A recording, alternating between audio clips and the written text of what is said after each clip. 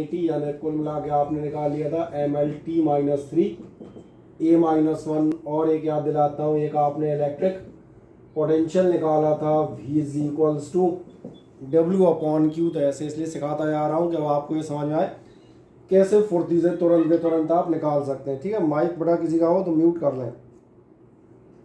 ठीक है, W/Q जाओगे कितना होगा ML²T-2/AT। इसमें भी वही है, कितना हो जाएगा ML²T-3 A-1। क्या हुआ आ गई, अरे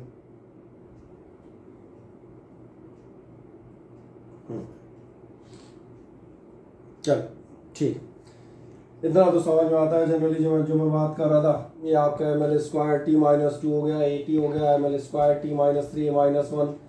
ये जनरली आपके लिए एक बार लिए थे। और एक आधे याद दिला देता हूँ, जो एक खास तौर पे फॉर्मूला लिया था हमने, वो आपने लिया था permittivity electrical absolute electrical permittivity का आपने किस बेसिस पे निकाला था? तो ये आपने लिया था 1/4πε0 Q1 Q2/R²। एप्सिलॉन नॉट को आपने कैलकुलेट किया था, epsilon naught is equals to कितनी हो जाएगी, ये होगी आपकी Q1 Q2 अपॉन और एक ये 1/4π साथ में FR²। सबके रख दो, कितने होंगे 1/4π के लिए आपसे कहा जाता है M0 L0 T0। Q charge की जगह आप रखते आएंगे AT, इस चार्ज की जगह आप रखेंगे AT अपॉन फोर्स, ये आपका था ML-T-2, इसलिए मैंने कहा आपको याद हो जाने चाहिए R² यानी कि डिस्टेंस स्क्वायर। तो कितना हो जाएगा L²। ये मैंने कहा था ये 0 हो लेगा, सॉरी 1 हो लेगा, यानी जो आपका डायमेंशनल फॉर्मूला आएगा वो कितना बनेगा, ये बनेगा M-1L।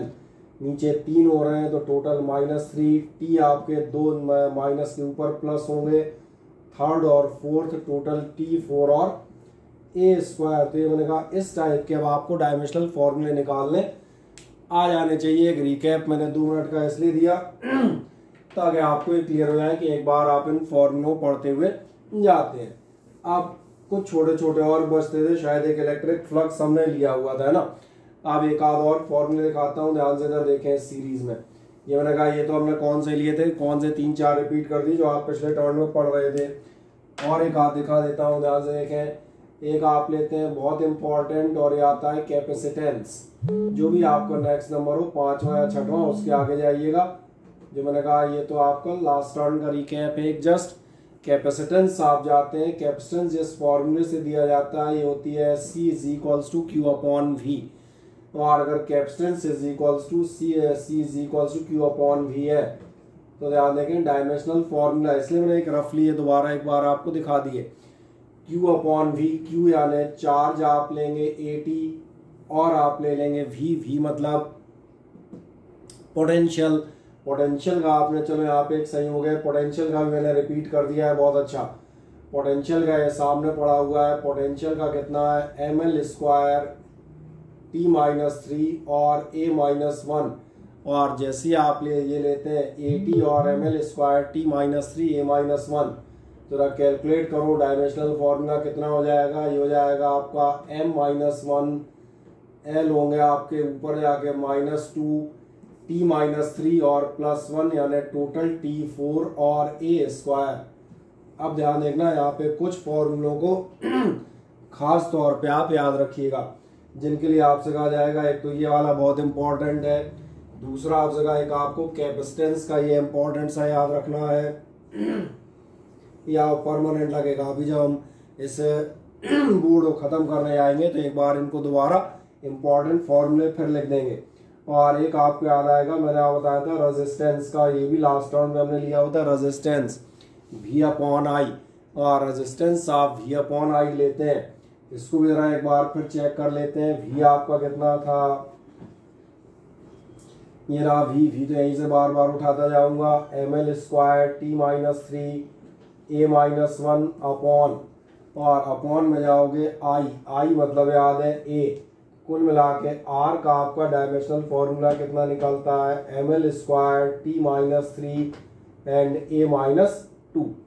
क्या है समझ में आते हैं। एक मैंने नया बता दिया दोबारा से, कैपेसिटेंस। इसके बाद ध्यान देखना एक और अपने को लगेगा, और एक लगता है इंडक्टेंस। ये मैं कौन सा ले रहा हूं, इंडक्टेंस। इंडक्टेंस क्या होती है बीच में हम बात नहीं करेंगे, हालांकि इलेक्ट्रोमैग्नेटिक इंडक्शन आपने लास्ट ईयर 10th में पढ़ा हुआ है। इलेक्ट्रोमैग्नेटिक इंडक्शन तो याद है, एक कॉइल और मैग्नेट के बीच में आप रिलेटिव मोशन कराते हैं तो उस कॉइल में कहीं ना कहीं इंड्यूस्ड करंट डेवलप होने लग जाती है। तो उसी फिनोमेना से रिलेटेड आपका जो कांस्टेंट आता है वो किस नाम से आना आता है, ये कहलाता है इंडक्टेंस। इंडक्टेंस के लिए जो मैं फॉर्मूला लगता है ध्यान देखना, इंड्यूस्ड ईएमएफ, और ईएमएफ को ध्यान देखना हम जो है वोल्टेज या पोटेंशियल डिफरेंस भी कह सकते हैं, ये आपको मालूम है। इंड्यूस्ड ईएमएफ मैं लिख देता हूँ formula, E is equals to होता है L D I by D T. L नजर आ रहा होगा, एल वही है जिसकी हम चर्चा करना चाह रहे हैं। ई मैंने क्या लिया, इंड्यूस्ड ईएमएफ या वोल्टेज, और D I upon D T. D I upon D T देखोगे तो डी आई समझ में आ रहा होगा, चलो मैं बता देता हूँ, वेयर कर देता हूँ, वेयर डी आई है आपका चेंज इन करंट, और डी टी है आपका टाइम इंटरवल। अगर डी आई और डी टी आपको समझ में आते हैं, डी आई मैंने क्या कहा है चेंज इन करंट, और D T is equals to मैंने आपसे क्या बोला, दैट इज टाइम इंटरवल। इसका मतलब आपको समझ में आ जाएगा। आप इस एल को कैलकुलेट कर सकते हैं, चाहो तो एल इज इक्वल्स टू निकाले कर सकते हो, नहीं डायरेक्ट भी कर सकते हो। इसका मतलब जब आप जाएंगे तो डायमेंशनल फॉर्मूला देखें, मैं सीधा रख देता हूँ, इतना नहीं है कि हम उसको निकालें। पहले ई आने की ईएमएफ या वोल्टेज, वोल्टेज वाला ध्यान देखो पहले यहाँ नजर आ रहा है। वोल्टेज का आपने 2-3 बार लिया है, यहाँ भी लिया है, यहाँ भी लिया, एक बार फिर लेता हूँ। वोल्टेज की जगह आप रखेंगे M L square T minus 3 और A minus 1 is equals to आपका एल। ध्यान रखना इस एल के लिए डायमेंशन हमें निकालनी है, इसको मैं एल के बजाय अभी फिलहाल एल डैश लिख देता हूँ ताकि आप लेंथ से कंफ्यूज नहीं हो। बाकी D I upon D T है, इसको खुला रहने देता हूँ, बाकियों को मैं उसमें ले लूंगा। D I change in current, change in current क्या होगा एम्पियर, चेंज इन टाइम क्या होगा टी। तो ध्यान देखना L dash is equals to, L dash हमारा कितना आ जाएगा, क्रॉस मल्टीप्लाई कर लो, एक ए, चलो डायरेक्ट यहाँ से करते हैं, ये रहा M L square T minus 3 और एक प्लस हो जाएगा यानी टी माइनस 2 और ए माइनस 1 और एक ए डिवाइड में यानी कि ए माइनस 2। तो एक काम करें, एक इतना स्क्रीनशॉट लें, कुछ इंपॉर्टेंट डायमेंशनल फॉर्मूले हमने यहाँ लिए। क्यों इंपॉर्टेंट कह रहा हूँ इनको भी आपको बताऊंगा। तो पहले एक काम करें, इसको मैं थोड़ा सा हटता हूँ, एक स्क्रीनशॉट यहाँ पर ले लें।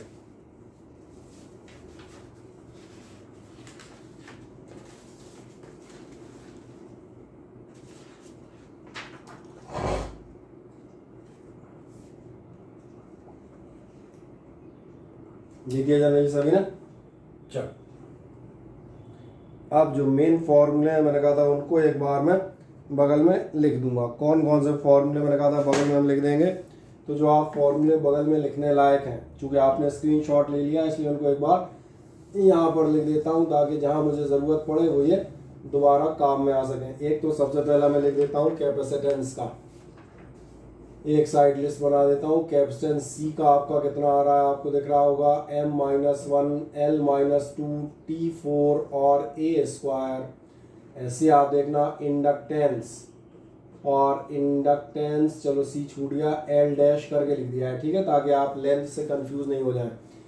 इंडक्टेंस एल, क्योंकि एल से उसको सिंपल डिनोट करते हैं। इसका डायमेंशनल फॉर्मूला आपका कितना आ रहा है, यह आ रहा है आपका M L square T minus 2 और साथ में आपको मिलेंगे ए माइनस 2। क्या है दोनों मिल जाते हैं, क्यों दोबारा लिखे अभी आप समझ में आएगा। अब इन दोनों यहाँ से रब कर देता हूँ। एक और चाहिए था मुझे, और एक मुझे खास चाहिए आपका रेजिस्टेंस वाला। तो एक तीसरा यहाँ पे लिख देता हूँ, मैंने कौन सा लिखा, resistance R is equals to. यहाँ मुझे इसलिए लेने पड़े कि नॉर्मल क्लास में क्या होता है, आप सामने रजिस्टर लिए बैठे होते हैं तो तुरंत आप बताते आते हैं, यहाँ आपका ध्यान जाए इसलिए मैंने रेजिस्टेंस भी आपका लिख देता हूँ। रेजिस्टेंस हमारा कितना है, ये M L square T minus 3 और आपका ए माइनस 2। ये 3 खास फॉर्मूले। अब इन 3 खास फॉर्मूले के बाद बताता हूँ ये कहाँ काम में आपको आएंगे। ये कहाँ काम में आएंगे तो ध्यान से इधर देखिएगा। तमाम सारे ऑब्जेक्टिव क्वेश्चंस अगर आपने बुक ली होंगी तो उन बुक्स के पीछे दिए हुए हैं। उन बुक्स में आप जो है जो भी एम्स के, मेंस के, नीट के और भी किसी आरपीटी, किसी स्टेट इंजीनियरिंग के आप एग्जामिनेशन के क्वेश्चन देखें, आपको एक टाइप का लगातार हम कहते हैं क्वेश्चन मिलता हुआ जाएगा, ऑब्जेक्टिव टाइप। और जो टाइप मिलेगा वो मैं पहले यहाँ दिखाता हूँ, फिर आपको जो शीट अब इसके बाद PDF डालेंगे उसमें आपको ईयर समेत वो क्वेश्चन मिल जाएंगे। सबसे पहला एक सिंपल सा क्वेश्चन देखें, आपसे पूछता है डायमेंशंस ऑफ, और ध्यान देखना सबसे important question, dimensions of RC। कभी RC लिख के आएगा, कभी आता है CR। डायमेंशन ऑफ RC, आओ जरा देखो डायमेंशन ऑफ RC, इसलिए मैंने कहा था ना इंपॉर्टेंट है। इन 3 को दोबारा रिपीट किया था, आपको देखते हैं R और C का डायमेंशन कितना होगा। देखो RC इज इक्वल्स टू निकालोगे, R कितना है आपका, R है आपका ml स्क्वायर टी माइनस 3 ए माइनस 2, और आपका C कितना है, C है आपका m minus 1 L minus 2 T4 और A स्क्वायर। देखो जरा ध्यान से, अब भी नहीं नजर आया आपका, RC होते ही m से m कैंसिल होगा, L स्क्वायर से L स्क्वायर कैंसिल होगा, और ध्यान देखें A माइनस 2 से A प्लस 2 कैंसिल होगा। यहाँ आपको देखेंगे T माइनस 3, यहाँ आपको मिलेंगे T4। इसका मतलब आपको RC इज इक्वल्स टू मिलेगा सिर्फ और सिर्फ टाइम। यानी ध्यान देखें जो आपका क्वेश्चन है वो 3-4 तरह से पूछा गया है, टाइप बदलती रहेंगी, क्वेश्चन रिमेन सेम। बहुत ध्यान से मुझे सुनना, इसलिए मैंने आपसे कहा भी है any one of the book, कौन सी बुक आप प्रेफर कर रहे हैं डजेंट मैटर। पीछे चले आए, पिछले कॉम्पिटिटिव एग्जामिनेशंस के ऑब्जेक्टिव्स देखें, कम से कम 6 से 7 ऑब्जेक्टिव आपको एक ही पैटर्न पे मिलेंगे, केवल लैंग्वेज चेंज मिलेगी। सबसे पहली चीज direct question, dimensions of RC। RC की डायमेंशन होती है T। इसका मतलब यहाँ से 3 रिजल्ट मिलेंगे। सबसे पहला डायमेंशंस ऑफ RC बराबर T, इसका मतलब ध्यान देखना ये होती हैं डायमेंशंस ऑफ टाइम पीरियड।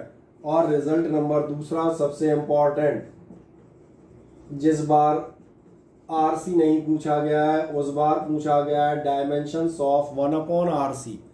और डायमेंशंस ऑफ 1/RC ऐसे लिख रहा होगा, RCT है 1/RC कितना होगा 1/T, यानी कि T इनवर्स। और ये काहे की इक्विवेलेंट होती हैं, ये इक्विवेलेंट होती हैं फ्रीक्वेंसी। अब आपका क्वेश्चन आप समझ में आ गया होगा किस टाइप से आता है। आपसे पूछा जाता है the dimensions of frequency are equivalent to ABCD, R/C, L/R, R/L etcetera. आपको तुरंत ऑप्शन देखना चाहिए, आपकी फ्रीक्वेंसी की डायमेंशन काय की इक्विवेलेंट है 1/RC के, टाइम पीरियड की डायमेंशन काय की इक्विवेलेंट है RC के, या सिंपल RC का T है और डायमेंशन 1/RC का कितना है, या आपका T इनवर्स। तो पहला पेयर समझ में आ जाता है, सबसे इंपॉर्टेंट। अब एक और ऐसे ही पेयर की बात करता हूं, दूसरा देखें ये था मेरा फर्स्ट पेयर। अब अपन सेकंड वन जाएंगे। सेकंड आप जाइएगा, ये आपको दिखाता हूं डायमेंशंस ऑफ L/R। चाहे R/L निकालें चाहे L/R निकालें, दोनों तरफ से एक बार टाइम पीरियड और एक बार फ्रीक्वेंसी निकालना है, वैसे ही बता देता हूँ। L/R पे आ जाओ, L/R पे आओगे तो कितना मिलेगा, L/R जरा देखें, L दिख रहा है, ये रहा L। आओ चलो मैं यहाँ निकालता हूँ आराम से। L की जगह आप रखेंगे ml स्क्वायर T माइनस 2, जो कि आपको ऊपर नजर आ रहा है ml square T minus 2 and A minus 2, और अपॉन R। R आपको नजर आएगा, ये रहा ml स्क्वायर T माइनस 3 और साथ में A माइनस 2। मेरा अंदाजा थोड़ा सा ये कल लगाएंगे, बिल्कुल साफ दिखेगा क्यों मैं कह रहा था। One of the pet questions of examinations, M खत्म, L स्क्वायर खत्म, A माइनस 2 खत्म, T minus 2 upon T minus 3, total कितना आएगा -2 + 3, यानी कि और इसीलिए इसके भी दो रिजल्ट आप याद रखेंगे। कौन से रिजल्ट याद रखेंगे? Number 1 dimensions of L by R और dimensions of L by R लेते हैं। अब ये तो दिख ही रही है dimensions of L by R, तुमने सामने निकाली है। L बाई आर की डायमेंशंस आपकी कितनी आ रही हैं? ये आ रही हैं T, यानी कि आप इन्हें कह सकते हैं टाइम पीरियड। अब नेक्स्ट एक डायमेंशन दिखाता हूं, सेकंड वन आप डायमेंशन जाएंगे तो अगला आपसे कहा जाएगा डायमेंशन ऑफ, दूसरा अपने आप क्लियर हो जाना चाहिए, हम यहाँ पढ़ चुके हैं। क्या आपने ध्यान दिया? आर बाई एल की पूछेगा तो ये हो जाएगा T इनवर्स, यानी ये डायमेंशन इक्विवेलेंट होगी फ्रीक्वेंसी। अब आप पूछेंगे एक और, इसमें मैंने कहा था 3 पेयर बनते हैं तो 2 तो हो गए, 2 समझ में आ जाने चाहिए। एक लास्ट और तीसरा पेयर बताता हूं। तीसरा देखें, तीसरा पेयर होता है आपका under root L C, R C हो गया, एल बाई आर हो गया। तीसरा मैंने कौन सा पेयर लिया? Under root L C. और जब अंडर रूट एल सी पे आप जाएंगे, अंडर रूट एल सी को जरा चेक करते हैं, आओ पहले कैलकुलेट कर लेते हैं आराम से ताकि तुम्हें समझ में आए। एल और सी, और ध्यान रखना एल और सी में मेरा एल से मतलब इस वाले इंडक्टेंस से है, ठीक है ना। अब एल सी पे जाओगे तो एल की जगह आप कितना रखेंगे? अंडर रूट एल, इंडक्टेंस में रखेंगे M L square T minus 2,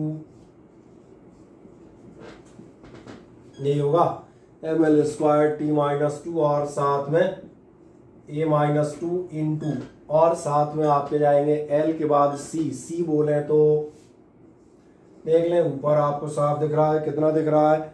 ये आपको नजर आ रहा है m माइनस 1 L माइनस 2, और दिख रहा होगा T4A स्क्वायर। चलो दोनों वैल्यूज जो आपके पास रखी उन्हीं को मैंने आपका लिख दिया, और जैसे दोनों वैल्यूज मैं लिखता हुआ जाता हूं। अब एक नॉर्मल सी बच्चों वाली कैलकुलेशन, और बच्चों वाली कैलकुलेशन के लिए चलो लाल पेन बढ़िया काम करेगा। एम कैंसिल हो जाएंगे, L minus 2 L plus 2 cancel हो जाएंगे, ए स्क्वायर और ए माइनस 2 कैंसिल हो जाएंगे, बचा टी की पावर 4 माइनस 2 मतलब बचेगा अंडर रूट में टी स्क्वायर, यानी ये भी कितना आ जाएगा? आ गया समझ में? 3 पेयर क्यों इंपॉर्टेंट है, किन किन की डायमेंशन टाइम पीरियड आती है, याद रखिएगा। Dimensions of R C, dimensions of L by R, और dimensions of root L C. अब लास्ट कहानी जो इसमें लिख रहे थे वो दोबारा एक बार आपको उसी पैटर्न पे, उनके लिए जो कहते हैं डिसीजन नहीं ले पाते उन्हें एकदम लिखा ही हुआ चाहिए, उनके लिए लिख देता हूं। क्या बता दूंगा? Dimensions of under root L C, under root L C का डायमेंशन कितना आ रहा है आपका? टी आने के टाइम पीरियड, बस ये मालूम है तो दूसरा तो वैसे ही मालूम हो जाता है उल्टा। लेकिन फिर भी फॉर्मेलिटी के लिए मैं एक बार लिख देता हूं, ये आपसे बताता हूं। Dimension of 1 by root L C, दिख ही रहा होगा 1 बाई रूट एल सी कर रहा हूं, उल्टा हो जाएगा, और उल्टा हो जाने का मतलब 1 बाई रूट एल सी बोले तो टी इनवर्स, यानी ये हो जाएगी आपके लिए फ्रीक्वेंसी। मेरा अंदाज है 3 डायग्राम आप तीनों आपको समझ में आते हैं, एक बार देख ले ध्यान से, और कोई डाउट हो तो मुझे पूछें। चलो पहले देख लूं लोगों को। चले बताएं ललित, कोई समस्या है इतने में? ललित चौधरी, इतने में कोई दिक्कत हो तो मुझे बताओ। तीनों सेट्स में नहीं सर, कोई दिक्कत नहीं, ठीक है। इसमें कहा अब जब आप ये तीनों सेट देख लेते हैं तो इसका मतलब अब आपसे कहा जाता है, अब आपने डायमेंशनल एनालिसिस जिसे कहा जाता है एक लेवल पे पढ़ना, वो आपने एक लेवल पे पढ़ लिया ना। अब ऐसा कोई क्वेश्चन नहीं है जो इसके बाद आप यहाँ पर करने में कामयाब ना हो। क्या ये क्लियर हो जाते हैं? इनका आप एक स्क्रीनशॉट ले लें, फिर मैं कुछ छोटी छोटी चीजें और आपको बताता हूँ इसी में।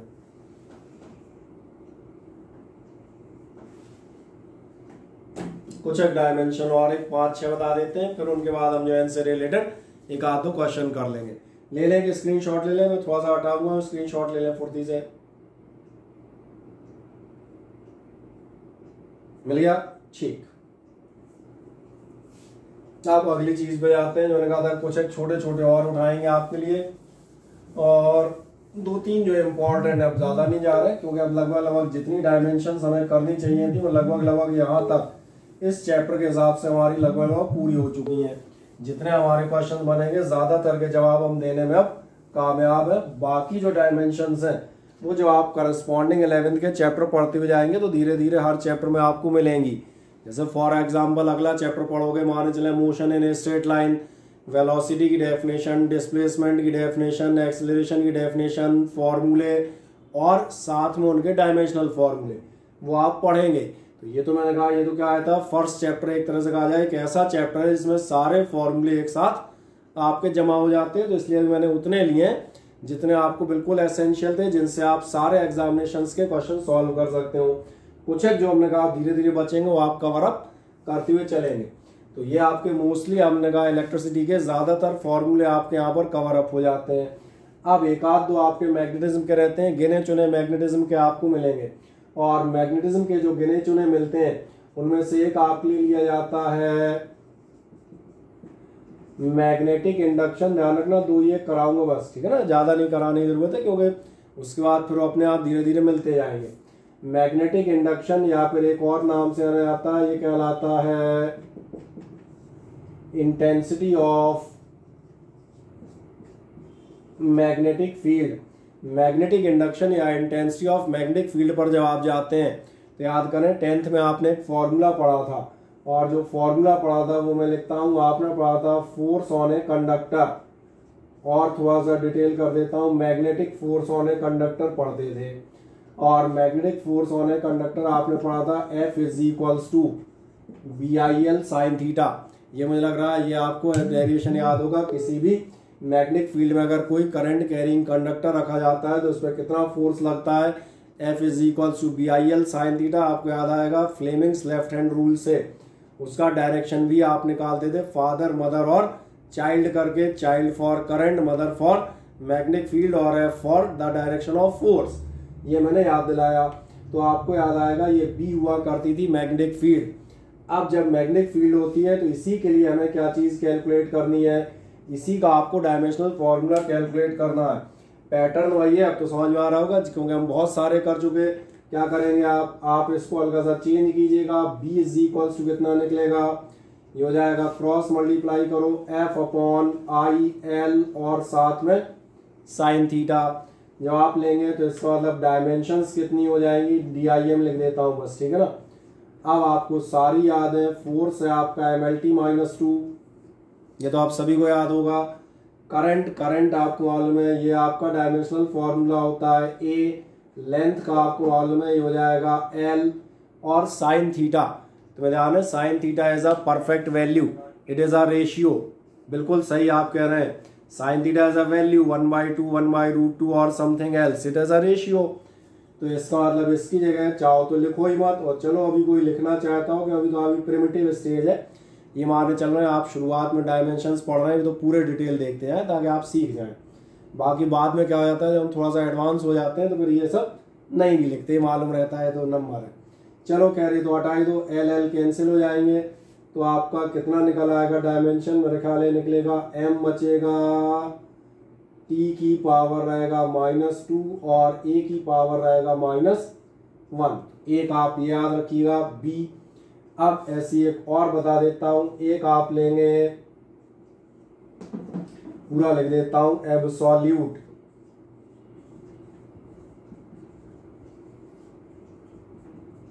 Magnetic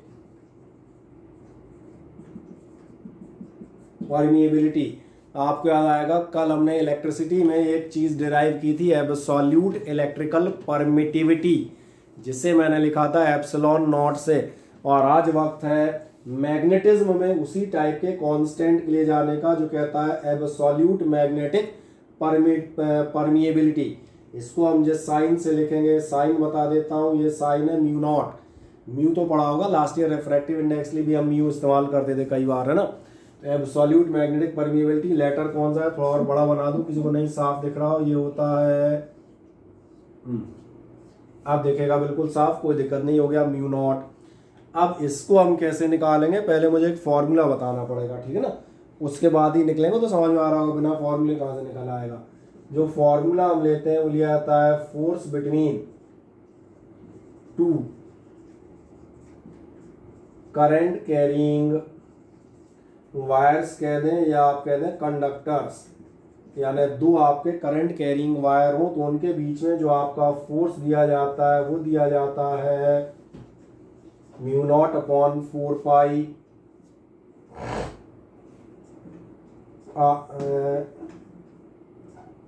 I1 I2 L upon D। अब आप पूछेंगे इनमें से कौन सी चीज़ क्या है। म्यू नॉट मैं बता ही चुका, परमिएबिलिटी है, फोर्स मालूम है, 4 पाई की जरूरत नहीं है, I1 I2 तो समझ में आ रही होंगी करंट है। L बता देता हूँ, L होती हैं वही लेंथ ऑफ वायर या लेंथ ऑफ कंडक्टर, वैसे तो अंदाज लग जाता है, और D है आपका उनके बीच का डिस्टेंस। आ जाओ तो अपन अब कहाँ भागे, अपन को यहाँ भागना पड़ेगा, और यहाँ जब हम जाएंगे तो बस अब यहाँ पर एक छोटा सा काम करते हैं। यहाँ मैं निकालता हूँ इस परमिएबिलिटी का डायमेंशनल फॉर्मूला। पहले इसको मुझे सीधा करना पड़ेगा जैसा कि तुम्हें समझ में आ रहा है। इसका मतलब मैं यहाँ पे करूँगा mu naught is equals to, ये मल्टीप्लाई में जाएंगे यानी एफ इंटू, अरे एफ की जगह मैंने 4 लिख दिया, ये जाएगा F into 4 pi into D, 4 पाई डी मल्टीप्लाई में जाएंगे, अपॉन में आपको मिलेंगे I1 I2 और साथ में मिलेगा L। इसलिए आपका डायमेंशनल फॉर्मूला आपको मिलेगा, चलो रख देते हैं, आराम से रखते हैं, कोई दिक्कत नहीं, लास्ट ही मान लो लगभग MLT माइनस 2, 4 पाई की जगह आप रखेंगे, आपको मालूम है 4 पाई की जगह तो सबको मालूम है अब M not L not T not, D distance कह रहा था, ये ध्यान से देखें, डिस्टेंस की जगह अपन रखेंगे L। फाइनल आपको मिलेंगे I1 और I2। करंट का तो सबसे सिंपल है, तो खुद में ही अपने आप में उसी से शुरुआत होती है, दोनों A, और लेंथ का फिर हो गया L, कहानी खत्म। क्योंकि इनमें से आधा तो वैसे ही गायब हो गया, इसको तो वैसे ही हटा लो, तो हमने लिख दिया है, अभी तुम शुरुआत में हो, 2 4 6 दिन पहले वाले हमने कहा 11th की शुरुआत, इसलिए लिख देते हैं, नहीं तो हमने कहा था लिखेंगे ही नहीं। अब इनमें देख लो जो हो सकता हो, इनमें आप देखेंगे एक L से L कैंसिल हो जाएगा, वैसे ही बचेगा अपना क्या, अपना बचेगा कुल मिला के MLT माइनस 2 और साथ में रहेंगे AK माइनस 2। क्या है मेरी बात समझ में आ जाती है, हाँ या ना देखें। अब इस डायमेंशनल फॉर्मूले जो आप निकाल लेते हैं, तो चलो इसी बोर्ड पे आपको एक होमवर्क दे देते हैं, और होमवर्क आपके लिए दिया जाता है, आपको ये प्रूव करना है। मैं आंसर ही बता रहा हूँ, इसमें मैंने ये नहीं कहा कि आप आंसर निकालें, मैं तो कह दिया प्रूव करें आप, सिंपल। और जो आपको प्रूव करना है वो आपको ये प्रूव करना है, number 1 dimensions of E upon B। आप पूछेंगे E और B क्या है, तो B देखो ये रही मैग्नेटिक फील्ड, ये हमने आज ही निकाली है। और E पे जाओगे तो कल का स्क्रीनशॉट देखना लास्ट टर्न का, E थी इलेक्ट्रिक फील्ड। आपको ये प्रूव करना है dimensions of E upon B is equals to होती हैं डायमेंशंस ऑफ स्पीड। ये आपके लिए प्रूव करने के लिए दिया जाता है। और दूसरा आपको देता हूं, और कैसे प्रूव करेंगे, इनको एक पेपर पे प्रूव करेंगे, छोटे से पेपर पे, और उसकी फोटो उठाकर आज ही आप मुझे ग्रुप पर सेंड कर दें। और ग्रुप में अगर बाय द वे ऐसा हो कि मैसेज बाय एडमिनिस्ट्रेशन ओनली, वैसे मुझे नहीं लगता है ऐसा है, तो आप क्या करेंगे, उसको मुझे पर्सनल व्हाट्सएप पे भेज दें। लेकिन 2 क्वेश्चन समझ में आ जाते हैं। एक तो आप प्रूव करना है dimensions of E upon B, आपकी स्पीड की डायमेंशन निकले, और under root mu naught epsilon naught भी आपकी काय की निकले, ये आपकी निकले स्पीड की, sorry 1 upon under root mu naught epsilon naught. इनको आप बताएं कि हमारी ये डायमेंशन है, इनको ही मैंने ले लिया स्पीड, ठीक। अब ये आप मुझे प्रूव करके भेजेंगे, ये आपका काम, इनको कुछ नहीं करना है, डायमेंशन देखना तुम्हारे पास लिखी है, और ये काम अपना एक डायमेंशंस का बड़ा सा कंप्लीट हो जाएगा। अब स्क्रीनशॉट लें इसका, ताकि यहाँ लिख दूँ होमवर्क, नहीं तो कुछ को भूल जाएगा, ठीक है। ऐसा लिख देता हूँ होम वर्क, ये प्रूव करना है आपको। ठीक, चलो पहले ये स्क्रीनशॉट लो, फिर आगे कुछ कहानी बता देते हैं।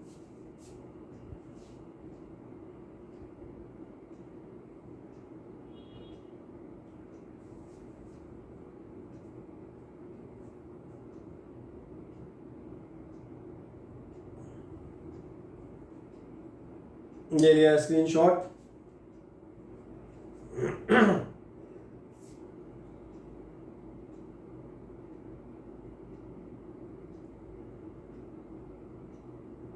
ये लिया, चलो बढ़िया। अब ये बताएं कितने लोगों को ऐसा लगता है कि ये प्रूव कर ले जाएंगे, कर पाओगे भाई? गौतम गुप्ता कोशिश करेगा। ठीक, और किसे पूछ लिया जाए? आस्था हो जाएगा? ठीक है, चले कीजिएगा इसको। तो ये तो मैंने कहा, ये तो आपका हो गया, हो जाएगा ना।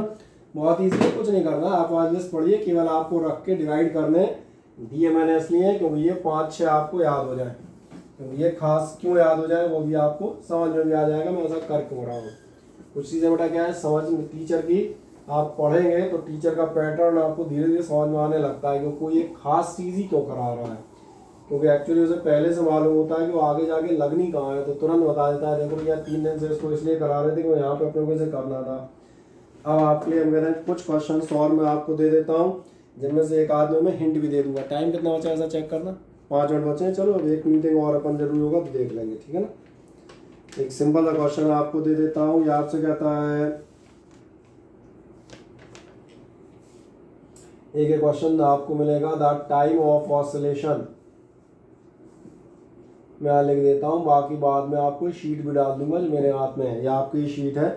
द टाइम ऑफ ऑसिलेशन, यानी ब्रैकेट में लिख दिया टी, और आगे बताता जा रहा है depends upon the time of oscillation T depends upon the density D, depends upon density D, comma radius R, density D, radius R, and surface tension,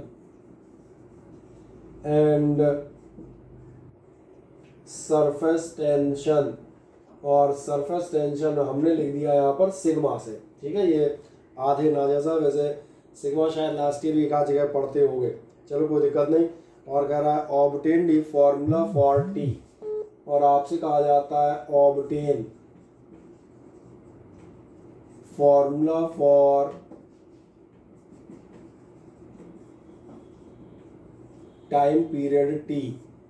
time period T के लिए आप फॉर्मूला कैलकुलेट कर रहे हैं। अगर आप time period T के लिए फॉर्मूला कैलकुलेट कर रहे हैं तो हिंट मैं दे देता हूं, क्या करोगे ध्यान देखना, जो हम कल के क्वेश्चंस कर रहे थे, the time of oscillation depends upon this this and that. इसका मतलब आपका जो आंसर होगा वो क्या रहेगा, वो डिव आएगा टाइम पीरियड डिपेंड्स ऑन, दिख रहा है, time depends on, time of oscillation depends on, किन चीजों पर डिपेंड कर रहा है।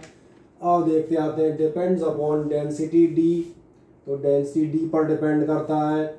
और क्या कह रहा है, रेडियस आर पे डिपेंड करता है, and on the surface tension sigma, और डिपेंड करता है सरफेस टेंशन सिग्मा पर।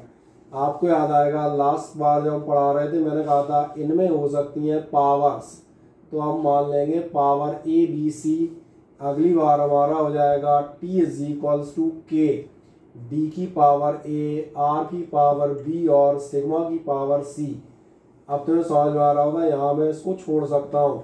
क्यों छोड़ सकता हूँ, क्योंकि आपके पास जो स्क्रीनशॉट है वो छोड़ो स्क्रीनशॉट, मतलब सीधा पीडीएफ की बात कर देता हूँ। एक लिस्ट पड़ी है पूरी, तो मैं मालूम है डेंसिटी, रेडियस और सरफेस टेंशन, इनके डायमेंशनल फॉर्मूले अभी भी ये मान के चलता हूँ आपको याद ना हो, पर एटलीस्ट आप उससे देख के रख सकते हैं। और ए बी सी की वैल्यू जैसे कि हमने लास्ट टर्न पे 3 क्वेश्चन किए थे उनके अकॉर्डिंग आप कैलकुलेट कर सकते हैं। एक क्वेश्चन आपके लिए ये रहेगा सॉल्यूशन के लिए, और एक क्वेश्चन मैं आपको दे देता हूँ, नेक्स्ट आपसे देता हूँ। चलो एक ही मिनट बचा है, तो फिर आज बहुत कम लोग तुम्हारी क्लास में ज्वाइन होंगे। आज इतने कम कैसे रह गए बेचारे, 5-6 तो गायब ही हैं। तो आज के लिए चलो फिर मैं यही विराम दे देता हूँ। एक ये क्वेश्चन और आप क्लियर रहेगा, तो इसका एक स्क्रीनशॉट ले लें फुर्ती से।